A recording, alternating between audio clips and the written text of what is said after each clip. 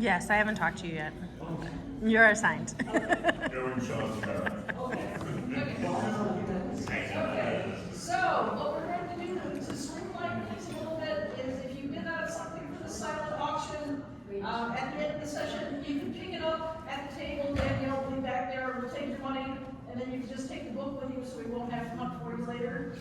So that's good.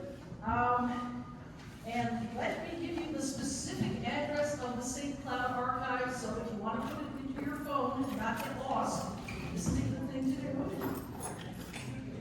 So, it is 720 4th Avenue South. 720 4th Avenue South. St. Cloud, right? Yes, this is in St. Cloud. And the building is the Miller Center.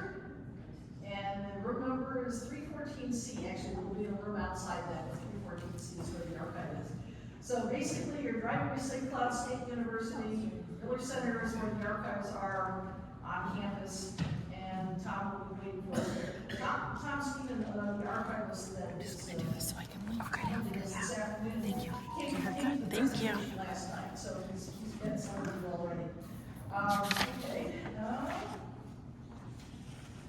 And so after this, we will go and have lunch at the Palmer House and then head out. Hopefully we'll be there sometime between 2 and 2:30. Any questions?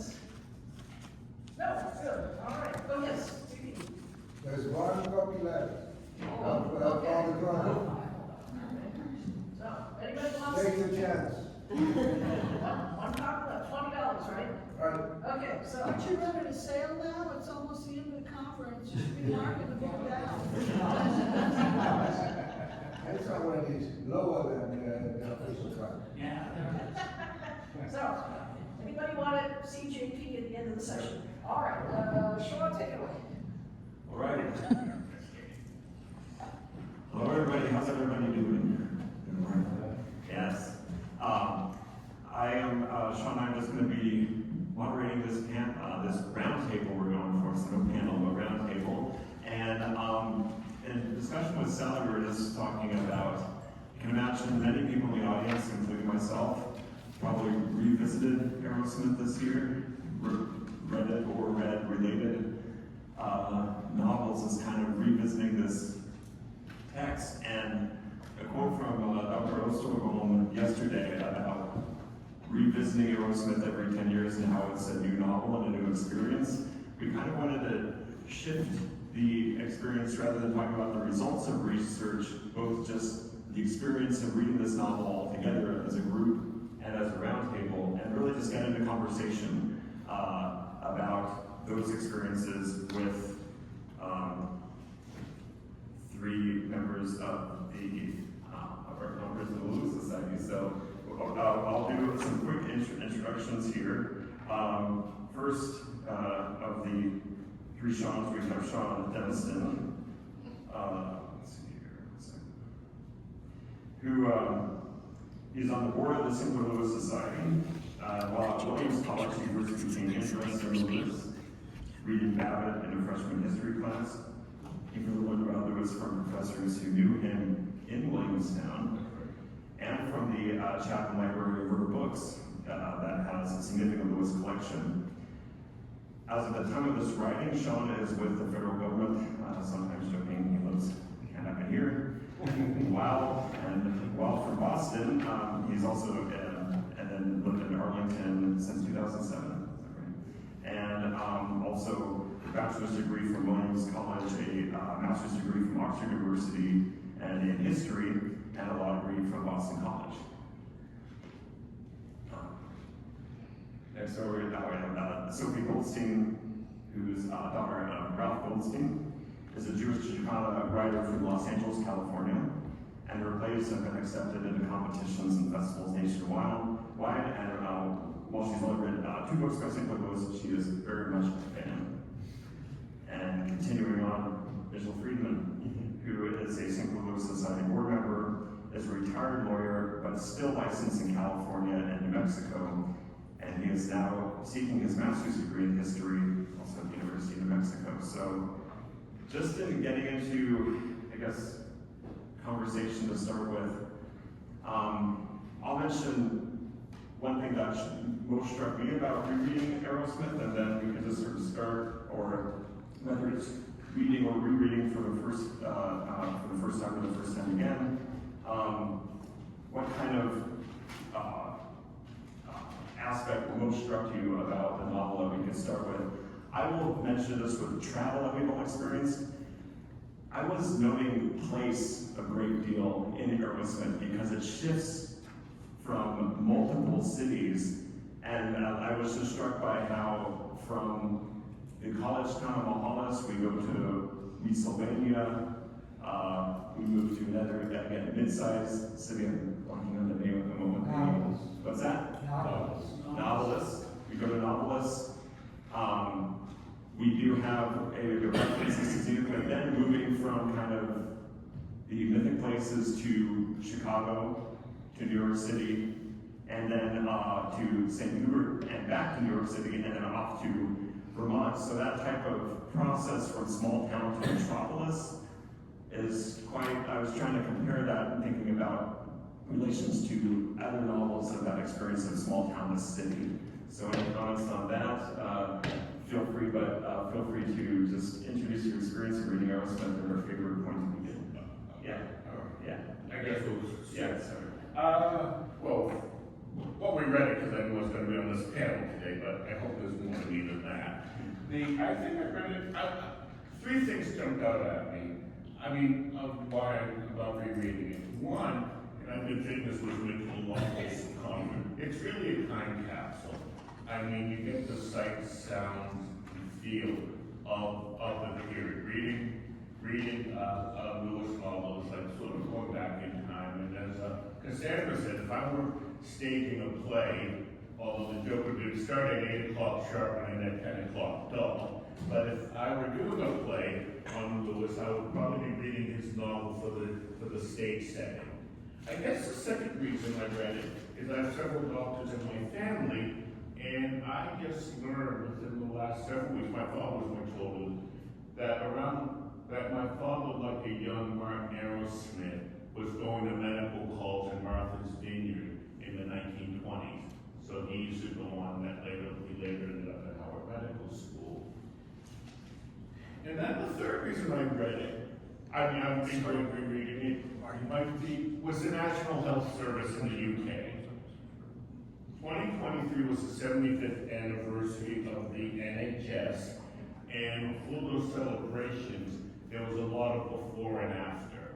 And in some ways, if you read Arrowsmith, it's before and after. So I was very interested sort of in the before and after in both the UK and the US, and that the sort of deal with challenges. The whole idea of healthcare in both countries was to have safety nets, although these days we seem to have significant holes in them. So I'm wondering where that will go.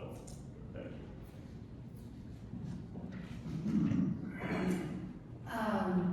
I mean, his daughter, and I read Babbitt in high school, and then I hadn't read anything by Lewis until recently when I read Arrowsmith for obvious reasons. But I think the thing that really struck me the most, well, one, the conversation about healthcare in general and sort of the anticipation of what was to come and all the issues that we're dealing now, I thought was very relevant, but also sort of the criticism of just general practice and the criticism that Gottlieb has for general practitioners.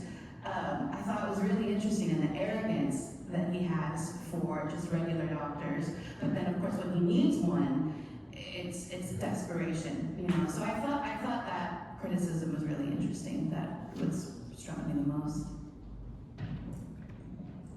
I was a history guy until the 1990s, and I started reading novels in the mid-90s.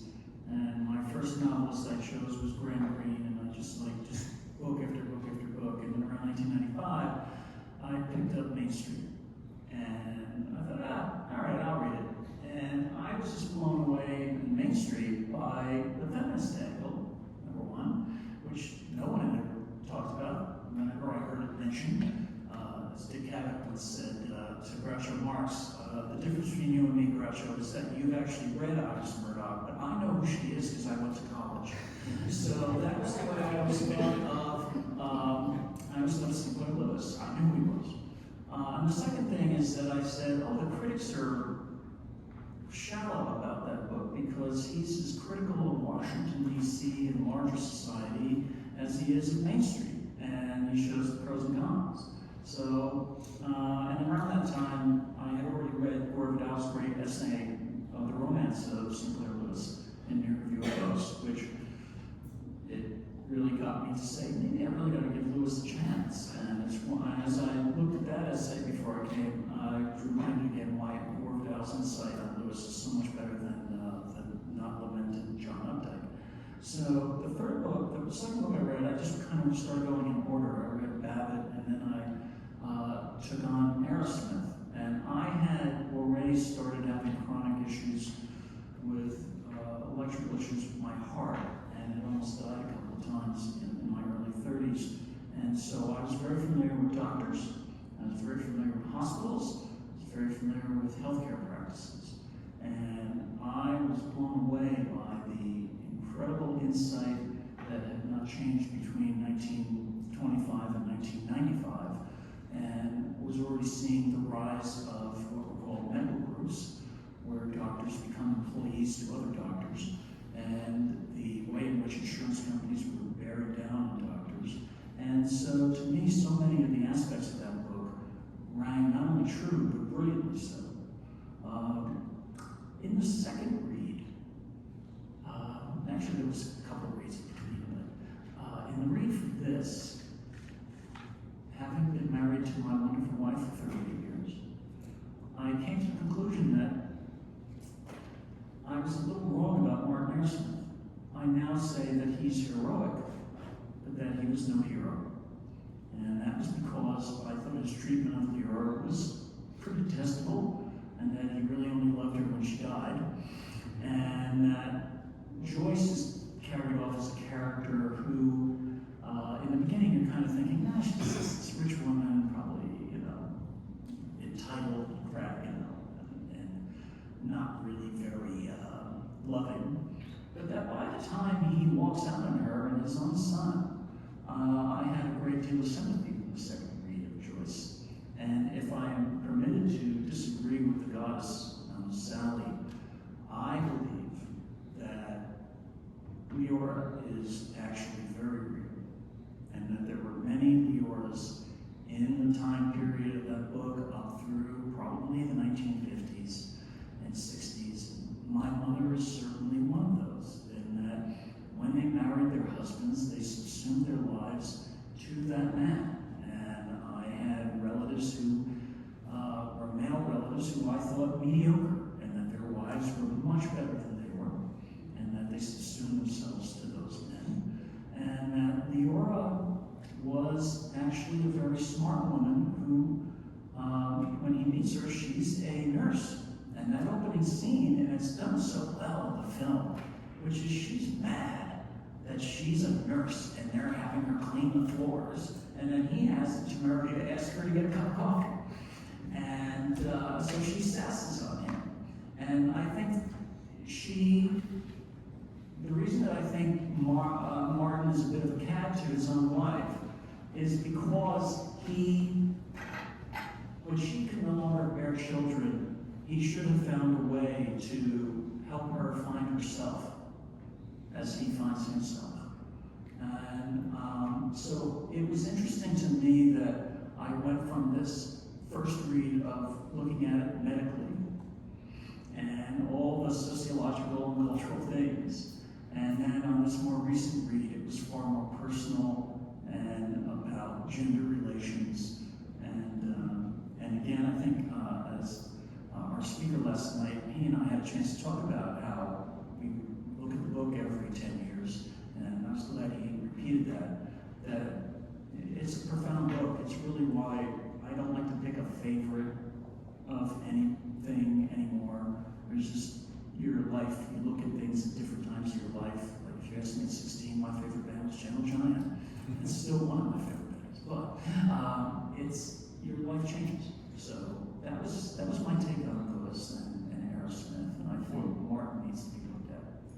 Yeah, I mean, in connection with the personal, or his personal trajectory, what always strikes me revisiting it is how closely it is to what we call the buildings from under the novel education, that kind of progress. What is personal progress mean in the context of education? There was a mention of this time at Mohammed, we have the college town, and dealing with so many different aspects of society that are in crisis in terms of funding and support, whether that's education, whether that's medicine, whether that is the federal government, whether that is the arts, theater, all of those challenges, that is kind of, I guess, primarily as a medical bigger book, whether it's research medicine, but also for support for doctors, that kind of tension of that classic novel of education and all of these societal challenges in the 20s keep going on. In terms of maybe just jumping back early to the novel, in terms of those experiences of education or some of those early scenes, what struck you about those? One thing is I always found part of it, I don't know if we call Lewis a progressive era writer, but he certainly was a progressive. And as I've been learning about the progressive era, it was kind of reform and racism. On one hand, you had regulation, you had public health, you had regulation of corporation, but on the other hand, you had Jim Crow and you had eugenics. I live in Virginia, and the Virginia Constitution that instituted Jim Crow was in effect from 1902 to 1971. So that kind of jumps out at me. And I like the different levels of how he gets education. And this is probably just a little bit of school pride. But he did write about, it's on page 240, and it's, don't worry, I won't be reading this, I'll just read it. He talks about Clay Treadgold, who was the president of the Steel Windmill Company. And he wrote, he had heard Treadgold, an elaborate but easy-spoken man of 45, moved as one clad in purple on the loftiest places in all of society. Treadgold went to Williams and our school colors purple.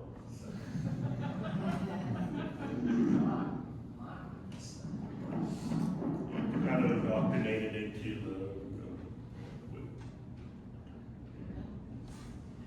Yeah, I mean, to me, the other thing when I was talking to our speaker last night at dinner, I said, you know, I always think what I like about Arrowsmith is that he jam-packs his last 2 or 3 novels into Arrowsmith in the middle. And so you have this cast of characters that's literally a mile long. You've got the characters who are in his college years, and he really nails the issue of the type of college of that Midwest, and even the social classes and the strivers, the doers, and the guy that's named Dewar, I think his name is D-E-U-R, who was brilliant and then becomes sort of a phony, promoting private sector doctor.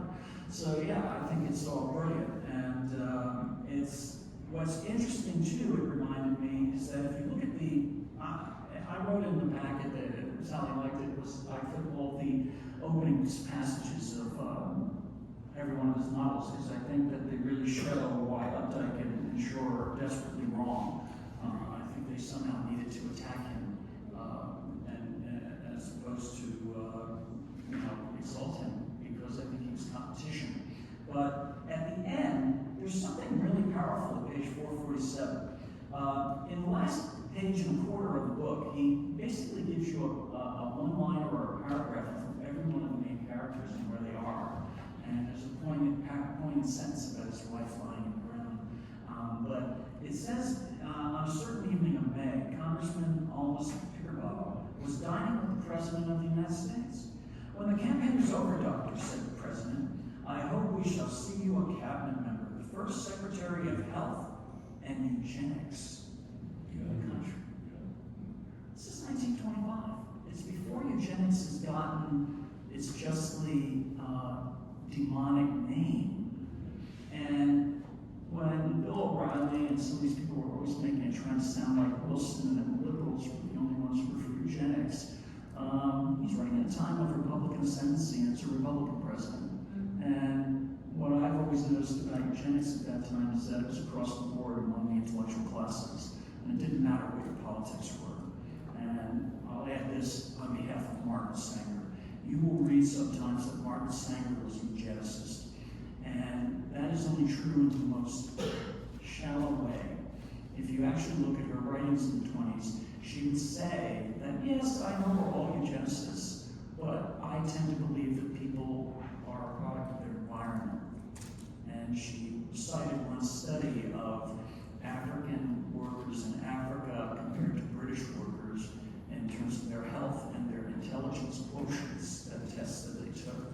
And she found that the African workers in Kenya were higher than in Manchester. And so, to me, she's really an environmentalist, not a eugenicist, but it's one of those kind of canards, but it shows the power of the science at that time. And the fact that Lewis throws that in, there's always all these little things, just like what Sean was talking about, you know, the sly reference to Williams. And but the satire about that makes sense that from Lewis's angle is most closely connected to Pickerball as to how much it comes up in that in those moments with all of his promotions of and his obsession around health that he discussed that's very aptly satirized. Sophie, this Well, is like touching on the education. Yeah. I mean, you know, time and time again, I think everyone's talked about sort of the predictions that Lewis has made and his analysis, and is still so current about education. I mean, just the way the presidents are so concerned with budget. I mean, that's an issue that we still deal with, and concerned with, I think, producing, like even their students are products that are made to be put out into the, well, to make money. So not necessarily concerned about educated individuals, but products, right? And so I think also the criticism of Goldstein in the college, you know, like yes, he's admiral, but his work is, you know, not as important. We're talking about all the interactions of the different students in terms of all their different trajectories, kind of reminding them that there was a reunion that happened, you know, all those surprising trajectories of people's activity. You encounter people during college, you're sort of seeing where they're going. You might think of someone will have this, you know, rise success, and then years later you hear other challenges that arise and things like that. Or also in the context of the college, someone, you know, these faculty are having debates with themselves. It's very rarely discussed, and students are trying to work that out at the same time. Like, should we work with copy or not? I don't know. And it really did show in Martin's life, because he has a hard time holding friends, and it's not really his fault many times, although sometimes. But like the fight with Cliff Clawson, and that occurs later, and but in Dewar, he's really at first like overwhelmed by the guy's brilliance, and then becomes disappointed. The scene with Oliver, where he takes over the Tubbs, you know, he thinks, okay, he's going to be more like an God. And, you know, Albert has to run the organization. He's got to deal with the original people, and he's got to deal with all this stuff. And, you know, Martin feels that he's too compromised. I'm not denying that he is, but having been in civic organizations and running them, dealing with budgets and things, I do have a little, I think sometimes I have a little more sympathy for it on that second read as well. It's kind of like my wife and I, one of our favorite books is Harold and Maude. And as I got older, I got more and more sympathetic to his mother. Like, kid, just get your act together, you know. But I still, if I want to sing out, I'll sing out. I just can't sing, it's just sing. Related to that, at least in terms of how the university is presented, though, in terms of almost, you know, sort of fraternity-like amongst the male students as well, I was just struck.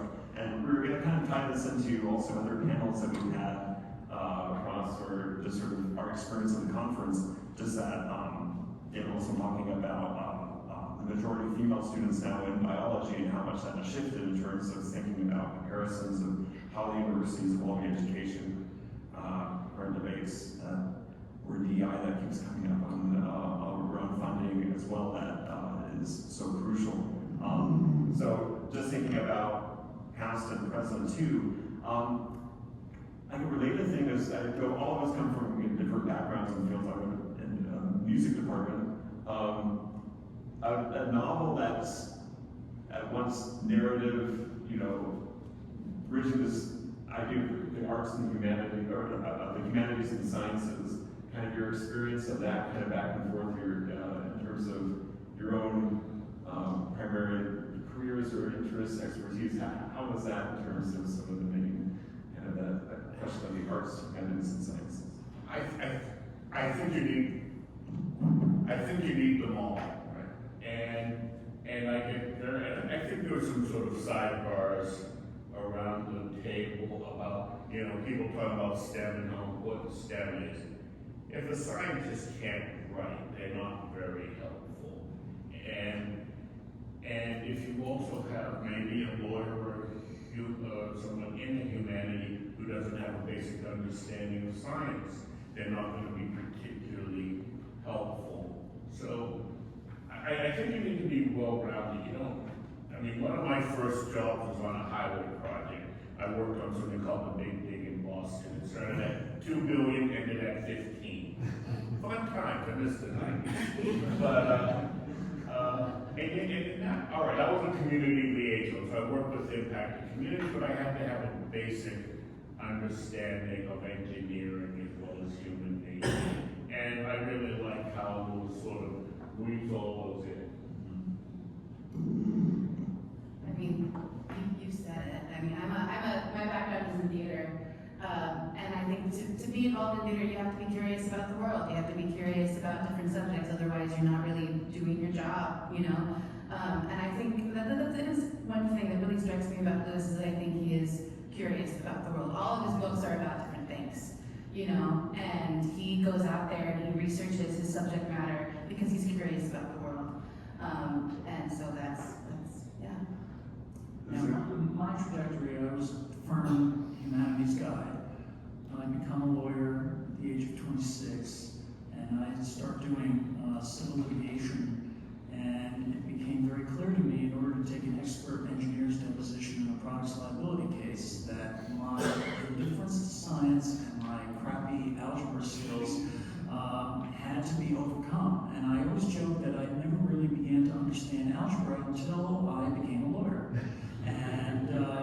And so its usefulness, so I could say to Peggy Stu got married. Actually, there was some use to algebra. So Lewis appealed to me because of the technical aspects in Arrowsmith, and over the years I started reading. At the same time I was reading novels, I was reading Stephen Jay Gould's essay books, and then read the Freedman book, and raised a son who is sort of an Oppenheimer striking type guy, because he is a science STEM guy, but he'll go to poetry slams and either win or come in second, or he'll do ecstatic dance, and he's he's in both worlds. He understood what C.P. Snow's essay was about, right? The two cultures. So, and I think Lewis is of the age, because of 1885 when she was born, where there was not a contradiction in the 18th and 19th century between the arts and sciences. They were all seen as one, and all connected. It's why Jefferson was this way. And then if you look at who's the guy who wrote the book Age of Wonder? Richard Holmes. I don't know if you've ever heard that book. You should take a look at that book. It's called The Age of Wonder, and it's all about. He comes at it from a person who had been a literary person writing about Shelley and Keats, and he talks about the science of the first half of the 19th century in Europe and America, and how many of those people were actually either artists or poets in their own right. And so I think Lewis is of the last of the breed before the 20th century's specialization. And I think that's why he was so curious and why he could write on so many subjects. Connected to your point regarding immediately realizing his curiosity, there's a number of people who talked about him in the this field of history, cultural historians, and how much appreciation of Lewis. All throughout this part of the generation that I did not hear about Lewis all through high school. I was not assigned Lewis, and did not know about it until coming to graduate school at University of Minnesota and hearing this name and saying, as perhaps many of also next generation have heard, just sort of, who is this guy who won the Nobel Prize? How have I heard about this? And then the curiosity, the historian aspect, it might be certainly one of the best authors to rediscover, because you rediscover a whole era, basically, that whole experience of reading, of all of his notebook as user is noting down every possible aspect of life, and then if you haven't discovered it, sort of growing up or been assigned it, but come to yourself, that kind of experience of sort of reading all that sort of social tapestry and wondering how that kind of I was trying to remember in terms of everyone's sort of introductions to Lewis, and that was what sort of aspect of that kind of social tapestry of learning about it too. Or kind of the visitors. Yeah. Well, for one, it made this, although I guess I went to a small school in the middle of the mountains, I have a huge admiration for these big state universities like Minnesota and Wisconsin, I suppose Michigan, but I lived in Ohio for several years. No, and I guess sort of they're interesting because they really have these huge aspirations. I mean, some of the largest libraries in the United States are places like Illinois and Michigan. And so I think those aspirations are good. They kind of were staffed with people from back east. One of the founders of Cornell was an Oxford graduate. Maybe that thinks of some of the architecture and what they aspired to. I think it was his late husband was a very nice man who I think we all miss, who said one of the problems with Lewis is he's too long for a high school literature class.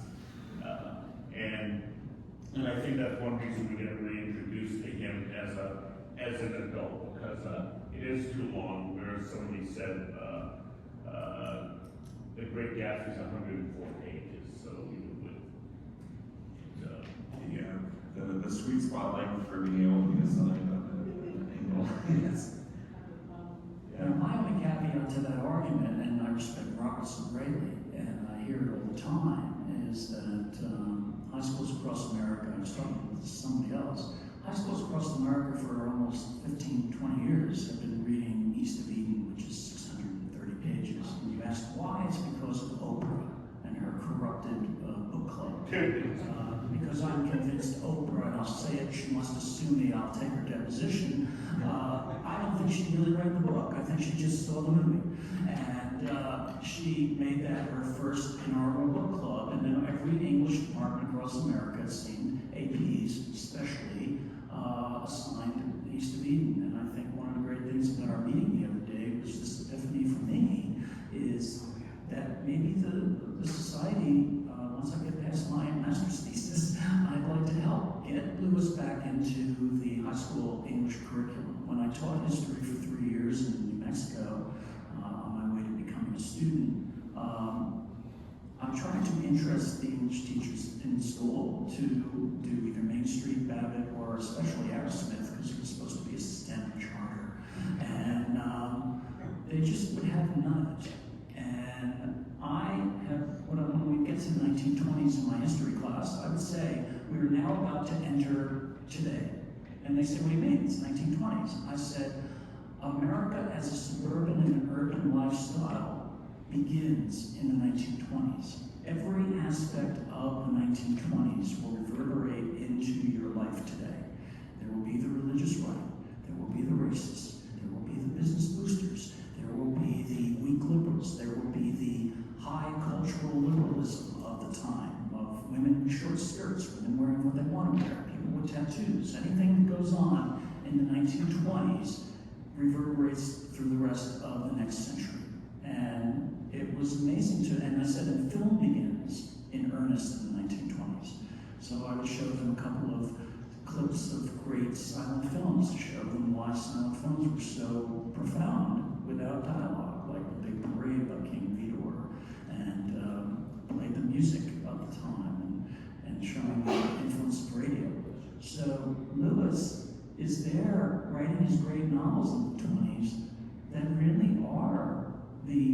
markers of American society. And when the teachers would say to me, well, he's an old white male and he's not relevant, and I said to one of them that the immigrant business owner speaks like George Babbitt. There's no, and I didn't stay around till 2024, but Vivek Ramaswamy is right out of Babbitt.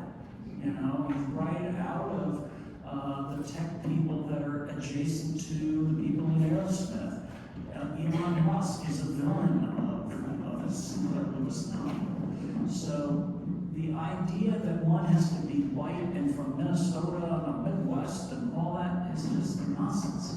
That you can find Lewis, his characters, in so many Americans of today, no matter what the diversity or background or anything else. I don't know if you'd approve, but I said this in one of the shows. I can't keep us straight on this. I said to one of the Shawns, in a way we're all mission. I don't think Lewis would approve, but in a way we're all missionaries trying to propagate his works. And I think it might be one book, one classroom at a time. And I guess I forgot to say this. The other thing I like about Lewis is, I guess, he probably stole a little bit, but I admire his OCD for things like that actually drawing out maps and houses and family trees, even if they don't appear in the book, or going to cemeteries and just writing down names look dope. It's dope. So. Yeah, and I think Lewis, for me, was a bit like Mark Arrowsmith. I don't think he was. Dorothy Thompson could take care of herself, but one of the nicest, kindest, almost tearfully joyful reads I ever had was reading Grace Hager's memoir. I had never seen a person write a memoir about someone they were married to or were a child of that was as kind as hers, considering the storminess of the late part of her marriage, and knowing that Lewis was not really a very good father to Wells, was very distant, and that Wells' life was tragically cut short, and that in the last 11 years of her life, I'm not sure she really ever got over the loss of her son dying so senselessly by a sniper's bullet and late in the war, that he was a few months away from not being hurt at all, and he had already written his first novel, which was sort of a weak novel, but it was, you know, you could see that there was promise. And I go back to that original contact that I made, a statement I made about Martin Arrowsmith, that Lewis had an OCD about being a writer, and it's great that he gave us a gift, but it's always difficult when you live with a famous person, you hear story after story. They don't have to be as bad as Joe Crawford, but there's always a bit of distance. Henry Fonda even was a distant father, and you know, we kind of see Henry as a good hero. Yeah, in relation to that, I was just thinking, when you referenced one of those certainly famous book clubs, we have, like as a subtitle, kind of the book club here, of just talking about, kind of taking back to Arrowsmith and kind of the experience of reading Arrowsmith, or just more generally, Lewis. I'll throw this out, you can encounter books in different contexts. I remember sometimes if it was in the context of a high school assignment, I didn't want to read it in the first place, and then the sort of those angles of education versus, I imagine many people might also be in book clubs about just that pleasure of reading too. I kind of went back and forth with Arrowsmith because what first struck me that was with that was the humor. I mean, this the laugh out loud, satirical humor that also can feel very rooted in the 20s, but then, like you mentioned, very feeling kind of our present day too, but really insightful. Just kind of that aspect of the experience of reading Arrowsmith, backward, certainly the satire with Pickerwall it gets rammed up. We saw that with all the satirical poetry and the rest of it, but also just I guess I'll take it back to kind of the insight or the curiosity, and just were there again other aspects of perhaps, I don't know, his later scenes or his approach to this book that just on rereading you just had not seen before. Again, we talked about the marriage aspects too, or I'm trying to think what else would be kind of related to that, or just maybe in comparison to one other Lewis book, what, because this your kind of your experience of reading it was most recently? Well, I would say that Lewis was much harsher of business people, even as he was respectful in the 20s, than I think he was in the 30s. The book that I think is most difficult for people to get their heads around of Lewis is Work of Art. And A lot of detail regarding the hotel industry. well, and I was in, by the time I read that, I was in full business lawyer mode. And I found the book fascinating because I had to like reread the first 60 pages because I'm going, wait a minute, it's not about the artist, it's about his brother, his boring hotel working brother. Like, what's going on here? And as that book went on, it really was Lewis in a way saying to the business community, I don't hate you. I just don't want you to be crass, you know. And I had a relative on my wife's side of the family who was attending hotel management school at the time, and I gave that to him for Hanukkah or something, and he actually took the time to read it, and he showed it to his professor, and his professor read it, and what I learned later was that the professor began using that book as part of the hotel management class, and you know, it's just the way in which we heard the speakers who use parts of Arrowsmith in their biology class. This is the genius of Lewis, and we can talk about de Cruyff having a major influence on Arrowsmith. Of course he did, but Lewis almost always had a de Cruyff in so many of the books that he was going beyond his own life and expertise. He had Walter White for King's Blood Royal, and he had what was the guy's name who was the guide for Elmer Gantry, who took him around to different places. So this is what Lewis did, and that's why Lewis wanted to see Debs. And my pet theory of why he never wrote the Labor novel is that he admired Debs too much, and that he couldn't separate himself to be as critical or as, I won't say objective, but detached. And because Lewis is one of the few major writers of the early 20th century who I don't believe supported our entry into World War I. And I think that goes back to his love of Debs, and that unlike W.E.B. Du Bois, unlike Upton Sinclair, unlike so many other people who fell into the war, Lewis was just quiet. And then I think we talked about Sally and I at the meeting about he loved his country. If you haven't read that short story of the German citizen who gets basically tarred and feathered, not necessarily literally, I don't think in the story, but I think, and one sees it in the early, in the 20s novels, that there's this sort of skepticism about the war that I don't think you get with a lot of other writers of history.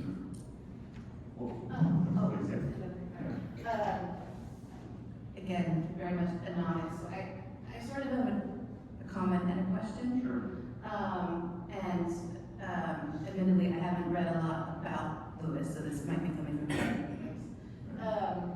But when, I mean, obviously Lewis is so good at social criticism, but I wonder, do you think he recognizes his own blind spots? I mean, I've been thinking specifically about when Arrowsmith goes to the island and he meets the doctor from Howard University, Dr. And he's, you know, obviously very taken with him, but he describes him, I think, as an intelligent animal. And I remember, it was underlined, right, because I'm reading my dad's copy, and he underlined that sentence. And I remember thinking, well, is that Arrowsmith or is that Lewis? And I'm just wondering what your comments are on Yeah. I don't know, but it's a paradox, because on one hand, black professionals were not necessarily being highlighted in novels as equals, but it was also the 1920s. So I think even the most broad-minded person probably in some ways do reflect that kind of thing. I don't know. I'm trying to find what page that was, because I was struck by that too, and I forgot. I think that's great insights. That I see this because I tend to read old dead novels, and Booth Tarkington phase. And Booth Tarkington was actually known as a liberal at this time and actually served in the Indiana legislature. And when you read the early novels, not the first novel so much, Gentleman from Indiana, but some of the later the ones in between that and Magnificent Ambersons, the N-word is used by characters a little too freely. And there's one or two narrator passages that are at least insensitive. And what's also interesting, I've just been on an Edna Ferber run, and Edna is wonderfully liberal. She writes in Cimarron and Giant about Native Americans and Hispanics in extraordinary liberal DEI ways. And but her blind spot is about African Americans, where she used that word animal as well. That's what struck me, and I wish I had circled the page. 370. 370, okay. Because maybe I'll come back to it and we can talk about it off camera there, but I was struck by the rest of the discussion with Marchand, that he was respectful, and in the film it was wonderfully done by John Ford, where Marchand is clearly not respected by the Britishers at the island. And Martin Arrowsmith's just like, you want to talk to me? I'll talk to you. You want to do this? We'll go. It's not that he was like, put my arm around you, and I'm a member of the NAACP, and it's not that. But he's certainly doesn't seem to be racist. But I think that's a very troubling point that Sophie raises. And I just think that nobody's perfect. And I think that in that time, it's almost heroic if you were able to completely avoid that sort of language. And that's why I bring up like people like Booth Tarkington, who were decent people, and for even they succumbed. I thought sitting in the mayor's seat, they'd give me a mic then. In my look, well, this is maybe not entirely relevant, but sometimes baddies are interesting, get it wrong. Bad person, bad character. Because in my local history, I've been reading, in Arlington, Virginia, there was a real bastard named George E. Garrett, who was involved in sort of every shady deal and questionable actions from like the 1920s Arlington in Northern Virginia. And I don't think I'd like him at all, but he's absolutely fascinating to study. And it's very interesting. And I have a friend whose mother knew Douglas MacArthur's son. I don't think I'd like Douglas MacArthur. I'm not sure what his son thought of him either, but just sort of the balance of characters, it keeps things real. We shouldn't forget our present mindset, but we shouldn't let us assume what the past was like. And just going back to the page, I realize I'm not quite correct about Sinclair Lewis being conscious of this. Let me read the paragraph in my page 369. Martin was perplexed by their first caller. He was a singularly handsome young Negro, quick-moving, intelligent of eye. Like most white Americans, this is extraordinary. Martin had talked a great deal about the inferiority of Negroes and had learned nothing whatever about them. He looked questioning as the young man observed, "My name is Oliver Marchand." "Yes." "Dr. Marchand, I have my MD from Howard." "Oh." "And may I venture welcome you?" And that's when he goes on. I'm trying to find where on my Italian version of color this is, but at least Lewis was already showing some consciousness. But I do think that the narrator using the word animal is an unfortunate choice of word that in 2025, I just think we have to look askance at that. There's no real defense. Right, but in considering what you just read, and I remember reading that too, I guess that was my question. Is that Arrowsmith saying animal, or is that Lewis? Because arguably it could be Arrowsmith. Mm-hmm. I mean, Not that Lewis didn't have blind spots. yeah. No, I certainly agree on it. I've been thinking about that moment, looking ahead to sort of the process of education they must have been going through throughout the 20s, 30s, and 40s, and then Kingswood Royal much later, talking about a process of, so they can say the unfortunate use of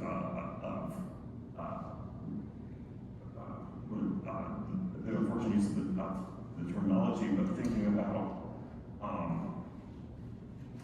this encounter of wondering what people in Arrowsmith's journey that might not even have been discussed in the prior scenes, as he's moving from small town to mid-city to New York City. Where is New York City's kind of, or the mid-cities as well, the small towns, all of it, where is that question of race maybe being addressed in prior scenes, or could it have been addressed in a variety of topics? Again, just thinking about how attentive he is to, in terms of Kingswood Royal, he's so attentive to the, in terms of the mid-sized city, the diversity of racial dynamics in each place, so that kind of question of place, encounter, and education, how does that sort of evolve across the novel? Well, I do think that goes back to cultural. Yeah, it goes back to cultural history. You know, that's why you have to have class consciousness. That's why women in the late '60s had consciousness meetings, because people in my mother's generation, if you would have asked her, and you still ask her, she's 91, you know, who are you, Tina Freedman? And she'll say, I'm a wife and I'm a mother. And that changes after the 1960s, and that's what I was called her 50s mom. But I found the reference. So Marshawn Side, I must go, doctor. May I help you in any way I can? It is a great privilege to know you. He saluted quietly and was gone. A beautiful young animal. So it's the narrator. And then he says, but this, here it is, again, his own consciousness. Martin said, I never thought a Negro doctor. I wish people wouldn't keep showing me how much I don't know. That's an extraordinary statement, right? It's an extraordinary statement.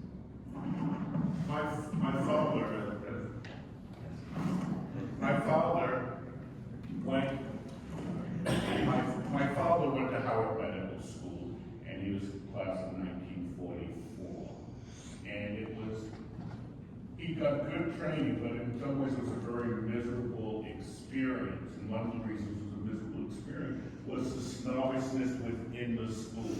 He was a relatively poor northern black from Massachusetts.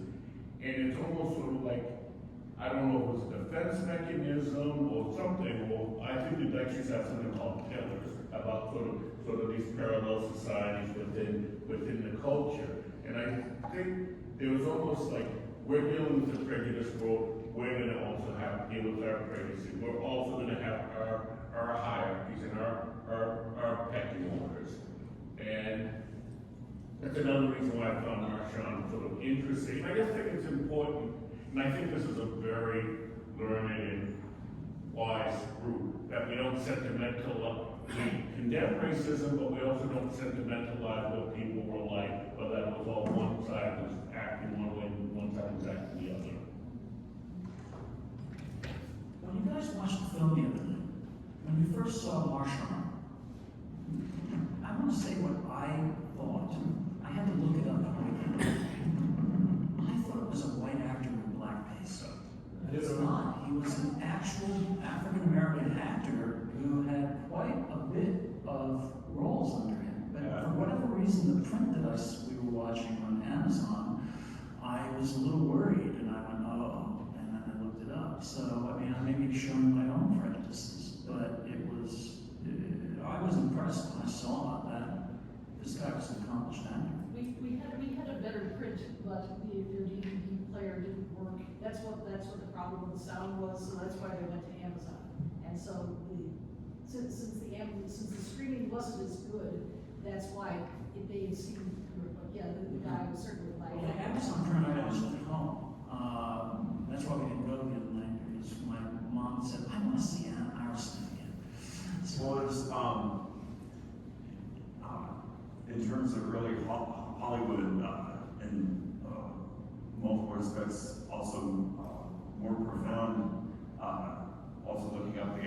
name Clarence Brooks.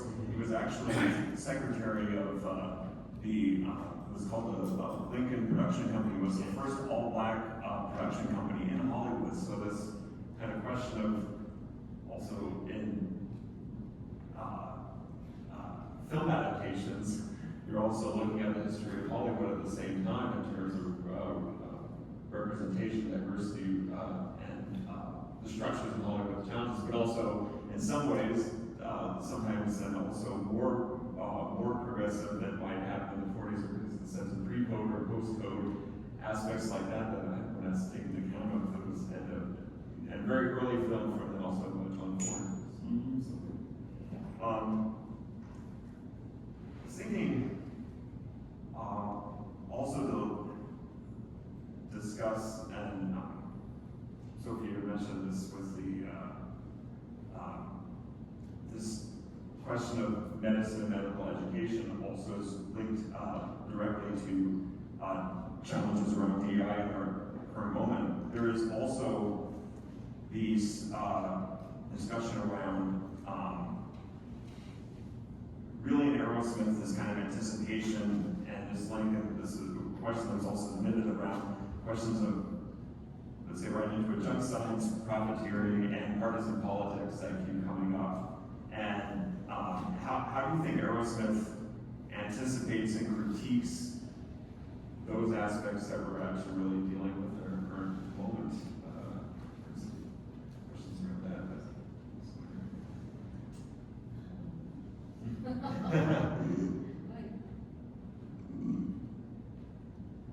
I mean, I think, like I said before, I think those issues are still prevalent. I mean, obviously, even more so now, in terms of politics and healthcare being linked. The question of, I mean, we have privatized healthcare, we don't have public healthcare anymore. So yeah, I think those are still relevant, and I'm reading It Can't Happen Here right now, and I stopped in the middle of reading it because so many of the quotes, especially by his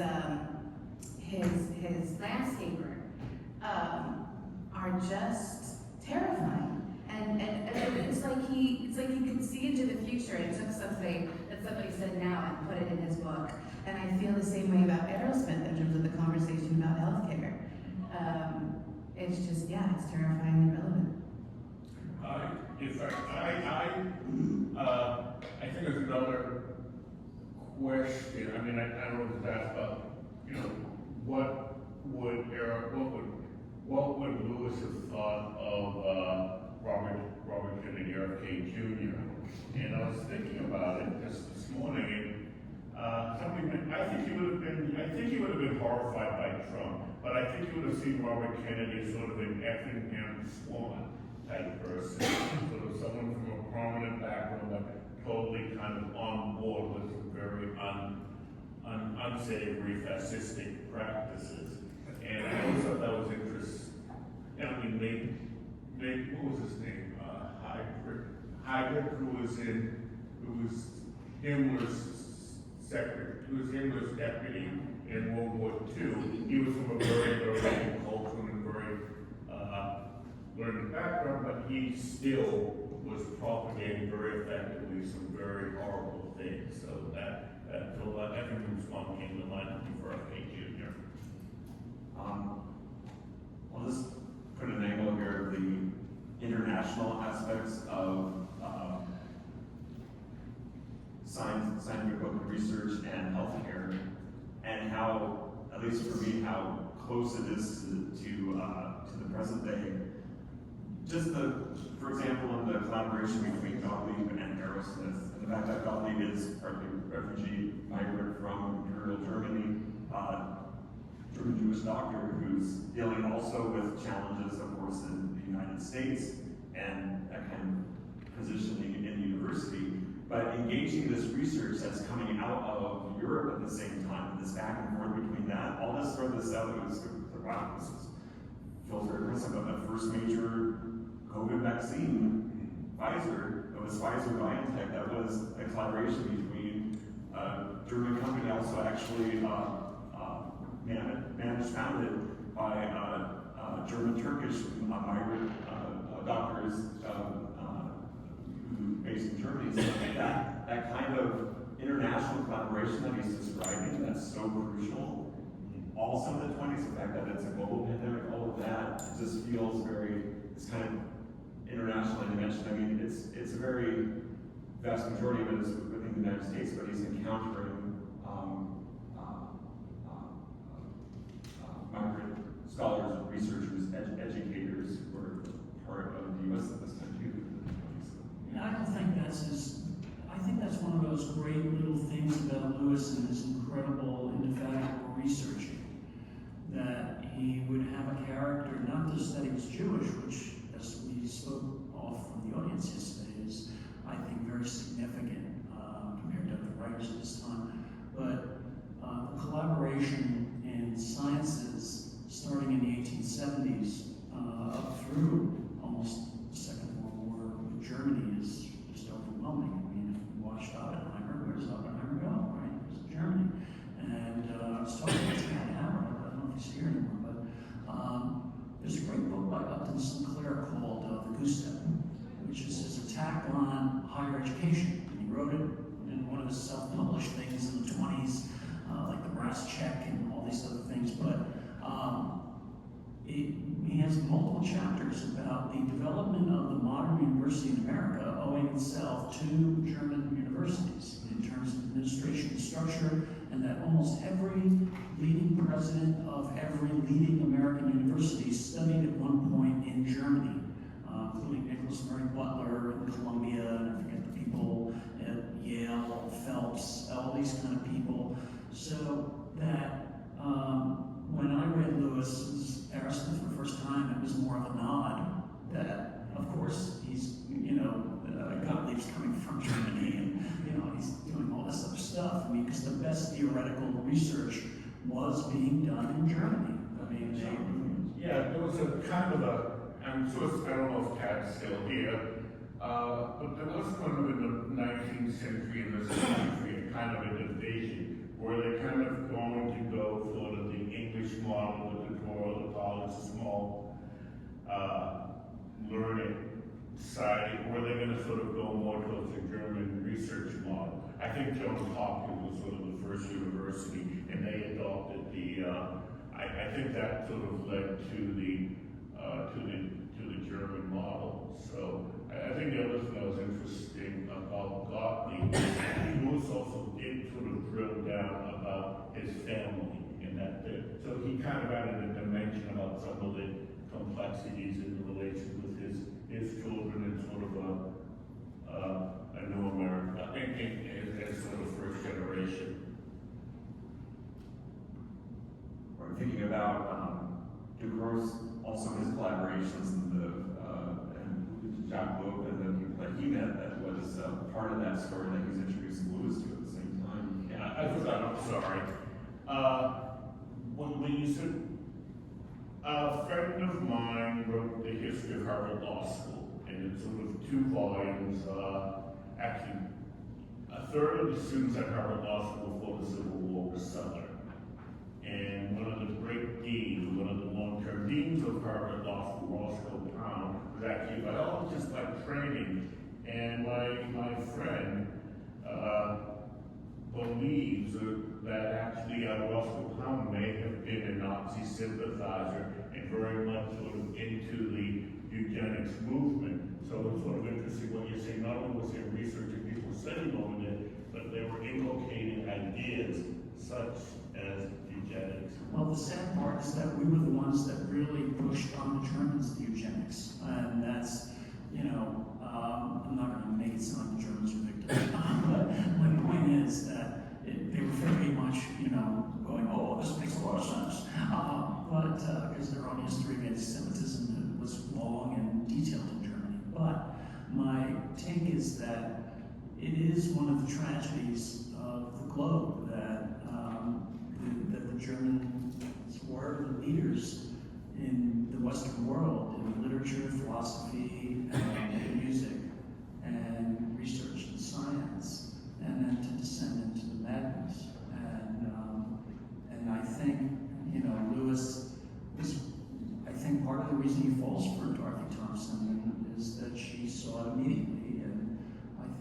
that's, that he was astute enough to recognize even in the 20s that this kind of stuff is coming. I think Dr. Raven's insight about those 20s books really is making me look at them again.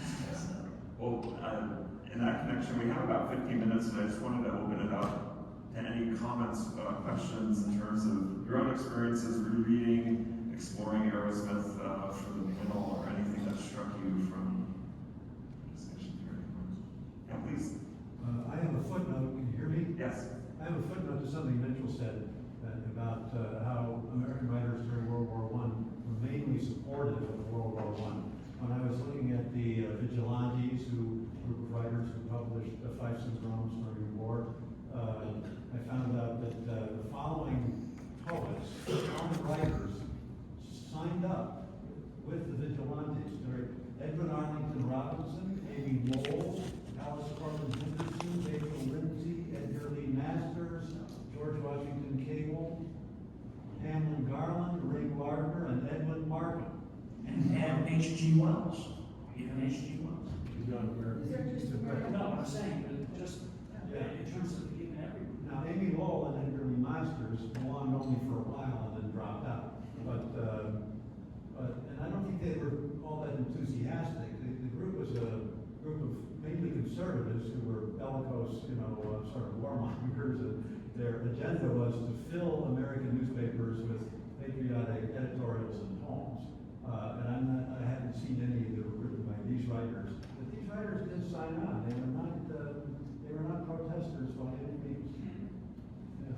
That's interesting, because Amy Lowell wrote a beautiful anti-war poem end of the war that's anthologized quite a bit. Well, and I think that goes back to why I think Lewis he soft pedals his opposition in books indirectly. And I think that if you look at, I went back to the biography preparing for this week, and both biographers point out that he was probably against it, but then he had not really spoken.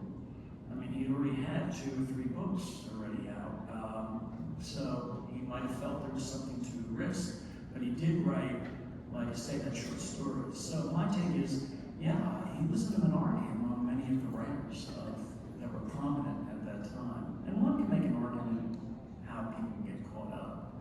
But I think Lewis, it shows that he's very insightful.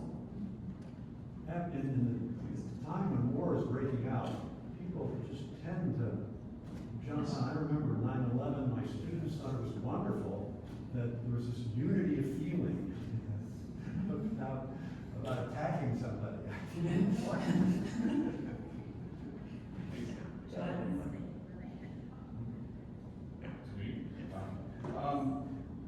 I guess less a question.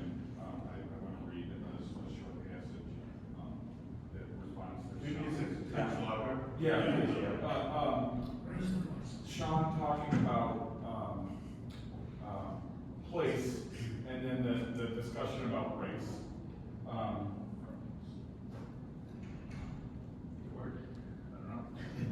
Hello? Yeah. So this is when Martin first moves to Nautilus. It's chapter 19, section 1. I don't have a page for you. Iowa has the richest land, the lowest illiteracy rate, the largest percentages of native-born whites and motor car owners, and the most moral and forward-looking cities of all the states. And Nautilus is the most Iowan city in Iowa. And the other mention I point to is early on when just a brief description of Martin's lineage as being how Lewis defines an American as this melting pot of European stock, right? So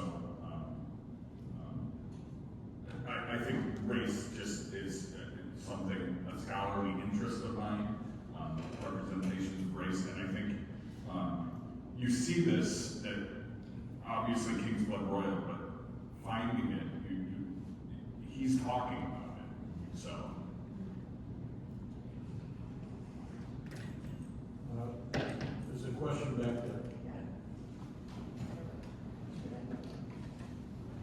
you have a question too, Ralph? Do you have a question too? I do, but let's have Cindy go first. So I think while we see that, or I think while we realize that Sinclair Lewis was not racist, I think to me it seems that it wasn't until he was researching King's Blood Royal where he actually met African Americans, became friendly with the president of the NAACP, invited African Americans to his home to have dinner, that type of thing, that he was not doing that before. And I loved the description in the book where the main character is going to research his black identity and goes to the church, the black church, and then goes home for dinner or for lunch with a family. And he walks in and he looks at the home and he is shocked that it looks just like the white homes that he's gone into. The furniture, everything is, you know, really nice. And he wasn't, even though he was starting to get a little more into this, it was like eye-opening to him that it looked just like other Americans. And I think that was the first time that I saw in any of his books that, you know, that kind of realization show up. And I thought that was, I think from his researching for that book, it was eye-opening to him as well. I think that's one of the things I'm really starting, liking about Lewis and admiring about him, is that he's constantly working on himself too. You know, because even in Arrowsmith, when Arrowsmith goes to the island, the way that Lewis talks about the people that live on the island is pretty cringe, you know? And my dad has a quote from Professor Jung in South Korea in the book that's back there, where Jung describes Arrowsmith as a colonial text. You know, that Arrowsmith is going there to save people. And like, if you go in there with a savior mentality, then you're not really seeing the people you're working with as humans, right? But I'm excited to read King's Blood Royal because I think Lewis is constantly working on himself and realizing his own blind spots and hypocrisy. And I think that's one of the things that makes him so admirable. Yeah. You have a question, Ralph? I'm sorry. Sophie, you mentioned that reading the book was really a place in time in the 1920s, and being a younger person, you know, you see it from that way. And it just dawned on me that there's an absence of law and businessmen in the healthcare system of Arrowsmith. Like right now, Bobby Kennedy is a lawyer, and he's in charge of health. And the businessmen decide who gets healthcare or not. And yet in Arrowsmith, you can see it really is the 20s. And you were saying that, you know, we just have to look at that lens. So I appreciate that. Yeah, I feel like, someone, I think it was Tad's talk yesterday about business, the amount of people that are, that's like most of the majors right now in terms of colleges, but even, I feel like educators have this conversation all the time about the amount of people who are in administrative positions, especially like in the public school district. This is a conversation in Los Angeles all the time, that people who are leading the district aren't educators, they're business people. And they're so concerned about SAT scores and products, putting out the product, not educated people. Yeah. The reference Sophie gave to the article came from 2016 in the journal Literature and Medicine. And the author, South Korean, doesn't give enough credit to Martin for what seems to be an evolving understanding of race. It's just not enough. The novel doesn't transcend above racism and imperialism, according to the critic. And he points to the titles Lewis suggested at first to Alfred Harper: Barbarian, The Savage, Strange Islands.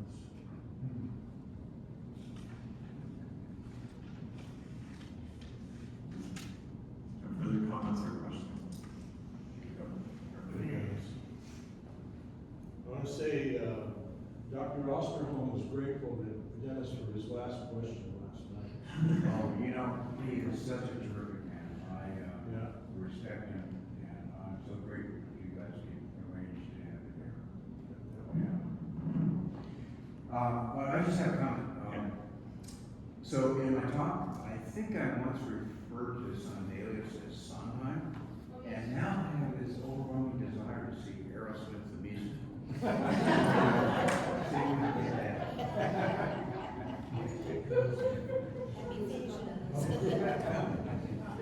We had a family member who, or actually a close friend, who was a Broadway musician from 1960 to the mid-90s. He was on every major Broadway show. And he had two jokes. He said, eventually every work of art becomes a musical. And when my novel about Bobby Kennedy Sr. surviving the assassination was getting good reviews when it came out in a small press, someone asked him if he had read it yet, and he said, no, I'm waiting for the musical. Well, in connection with the musical reference, I was also thinking of, partly with the romanticization, Lilith from one aspect, opera as well, to the extent of a basic question I keep going back to because of how traditional sometimes education romanticization, how much of the 19th century is in the novel versus the 20th century. It's kind of this back and forth, even in terms of the form of the novel and how it's kind of addressing education, and yet you encounter these spaces, Chicago, New York City. In the film itself, I was struck by all of the Art Deco and modernist design when they arrived at the institutionalization. So where are we now? That kind of tension back and forth, and that in terms of also social scope and social education is that aspect here. I was curious what if there's any comments on that, sort of this kind of back and forth. So the question of 20, that's sort of tension that's in the modern metropolis, etc. I suppose you can't have a 30s movie without these dramatic Art Deco stages. I've never worked in an office like the McGurk Institute. I saw it a little bit in the 20s, the 20s style that was still alive in LA in the early 80s. But I think it goes back to something I said before about Lewis. Having him being born in 1885 and being precocious, he had his feet in both centuries. And I think that accounts for his overwhelming perspective and insight that when you are conscious of that, of succeeding eras, it can sometimes give you a perspective above and beyond. I think Orville had that because he was raised by his grandparents and his parents divorced when he was young. If you look at Orville's insights, they're extraordinary. And why? Because he grew up with people who remembered the 19th century. His grandmother used to tell him that she would never buy bread from the supermarket. And he'd say, why? He said, no self-respecting woman buys processed bread. You make it yourself. And so that mindset, I think informs his perspective. It's a long perspective, and I think Lewis had a long perspective. The other person who was born the same year, I think, that was like that, if you haven't had a chance to ever find anything, then is Van Wyck Brooks, who wrote The Flowering of New England. It's a great literary history of the early United States, and he wrote a number of books after built on that. But both of those men, I think, had what I would call a long 20th century understanding of American society. I just add just one liner, but believe it or not. Dodsworth in his early design days is talking about streamlining cars. I mean, that's Lewis's whole argument right And Lewis is the greatest thing since sliced bread. Right? Yes. Well, I'd like to thank the panel for a terrific job. And we will now adjourn to the Potter House, where lunch is part of the registration. I believe it's in the dining room like it was yesterday, but who knows? If you need any information again about the St. Cloud thing, I would like to leave about 1:15.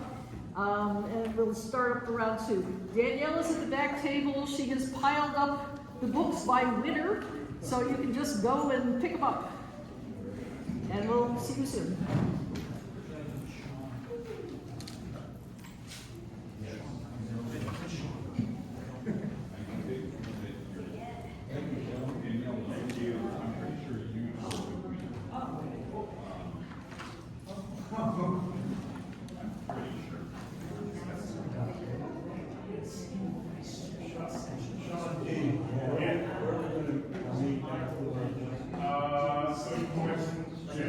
I mean, I'm parked outside the city hall, what I'll probably do is just pick up my car and just go by. I heard. All right, good. We were one of the first meetings we had, just kind of get together, we were all kind of